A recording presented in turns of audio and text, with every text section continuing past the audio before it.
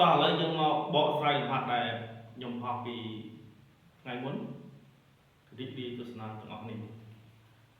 ចង់លំហាត់គេឲ្យយើងjustify x to form the real triangle មានន័យថាគេឲ្យកំណត់តម្លៃ x ដូចរូបនេះ x មាន x មាន x បូក1មាន x បូក2ដើម្បីឲ្យត្រីកោណនឹង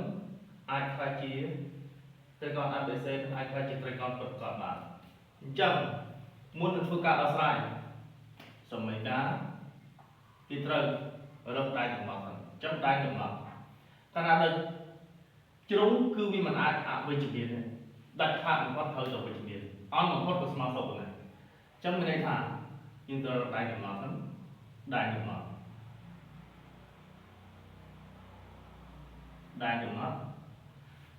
មានន័យថាយើងមក x នេះឲ្យ x ហ្នឹងធំជាង0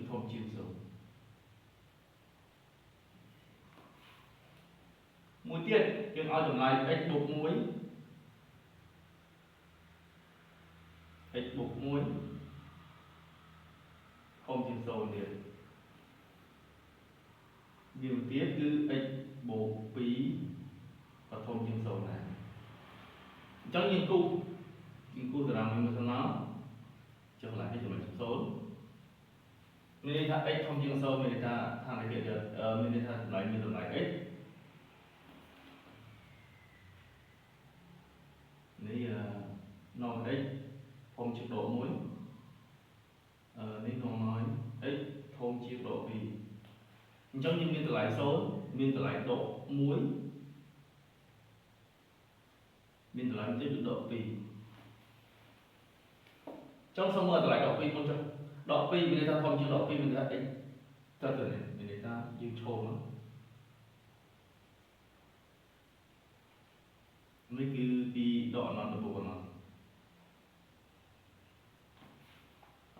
x ធំជាងដក1អញ្ចឹងយើងឈរឡើងទៀត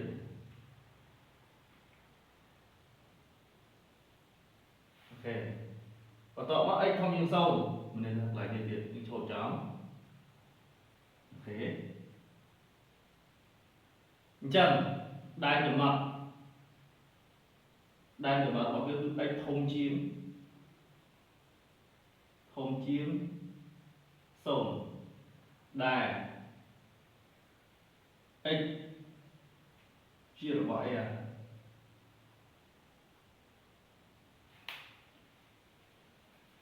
ខេបន្តមកទៀតយើងត្រូវចេះប្រៀបធៀបជ្រុងមានន័យថា x បូក1និង x បូក2អញ្ចឹងមានន័យថា x តូចជាង x បូក1តូចជាង x បូក2អញ្ចឹងមានន័យថា x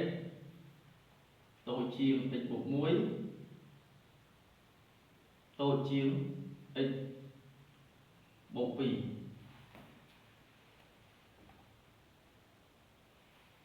អញ្ចឹងលក្ខខណ្ឌដែលអាចឲ្យវាជាត្រីកោណប្រកបលុះត្រាតែផលបូកនៃជ្រុងតូច2នេះផលបូកនៃជ្រុងតូច2ធំជាងផលបូកនៃជ្រុង1អញ្ចឹងមានន័យថាជ្រុងណាតូចមានថា x បូក x ហើយនឹង x បូក1គឺជាជ្រុងតូចមានន័យថាឥឡូវយើងយក x បូកបើកបញ្ចុះអញ្ចឹងមកបូក x បូក1អញ្ចឹងទៅត្រូវតែលក្ខខណ្ឌរបស់វារបស់ត្រីកោណគឺត្រូវតែធំជាងជ្រុងវែងមានន័យថាជ្រុងតូច2បូកចូលគ្នាធំជាងជ្រុងវែងអញ្ចឹងយើងដោះស្រាយពីសមីការអានេះវាទៅជា 2x បូក1ធំជាង x បូក2អញ្ចឹងយើងបក x នេះមកវាទៅជា x ធំជាងនេះបកទៅនេះមានថា x ត្រូវតែធំជាង1